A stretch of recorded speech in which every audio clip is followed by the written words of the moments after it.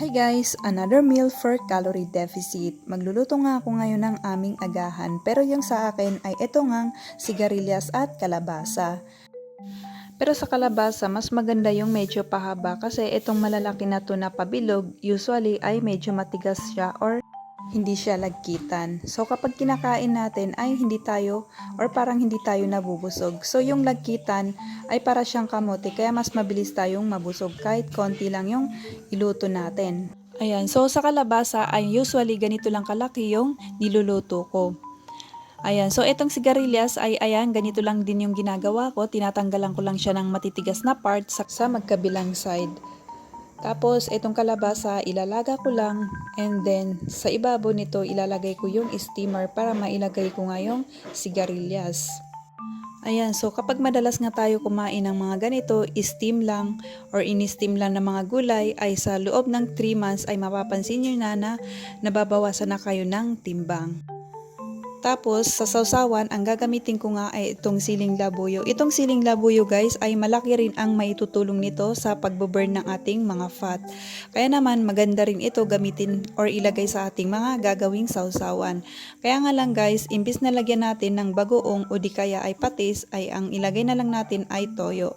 Kasi guys, yung patis at yung bagoong ay sobrang aalat ng mga yon. Kaya hindi rin siya pwede sa ating pagka-calorie deficit. Kasi kapag nagka-calorie deficit tayo, ay kailangan ay medyo matatabang lang yung mga kinakain natin or kahit na yung mga sausawan. Ayan, so nalagyan ko na nga ng toyo at kalamansi. So ngayon luto na nga rin itong kalabasa at ng sigarilyas. So nilagay ko na nga rin sila sa plato. Tapos sa protein ay syempre hindi tayo mawawala ng itlog. So ayan, in-slice ko at isang piraso nga lang yung nilagay ko dito kasi meron naman tayong gulay. Ayan, so naglagay na nga rin ako ng konting kanin dito. So ayan, so ito na yung ating breakfast for calorie deficit. So kailangan ay meron ding kanin para hindi tayo mawala ng lakas lalo na kung tayo ay nag-workout. Mas mainam pa rin kasi kung sabayan na natin ng workout yung ating pagka-calorie deficit kung meron naman kayong oras. Kasi habang tayo ay pumapayat ay nawawalan din tayo ng muscles. So kapag sinasabayan na natin ito ng workout habang nagka-calorie deficit, ay nakakapag-build tayo ng muscle habang nawawalan or nababawasan tayo ng timbang. So yung muscle kasi yung mahalaga sa katawan natin. Ayan, so sa merienda guys ay pwede rin ganito yung gawin nyo.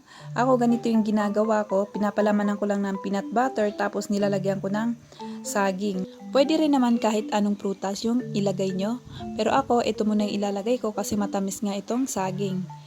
Tapos, make sure lang din na wet bread yung gagamitin natin kasi mas matagal tayong magugutom. Yung wet bread kasi ay meron siyang wet, kaya matagal tayong magugutom compared dun sa white bread. So, ang ginagawa ko nga dito ay nilalagay ko siya sa kawali para maging crispy yung ilalim. So, kapag medyo brown na ay pwede na natin kunin yon. Tapos, pwede na natin ito kainin. Ayan, so ayan. Nung naging brown na yung ilalim ay saka ko siya kinuha and then pwede na natin ito kainin. Pansin ko nga rin na sa tuwing ganito nga yung kinakain or minimerenda ko sa umaga o di kaya sa hapon ay napakatagal ko ngang magutom.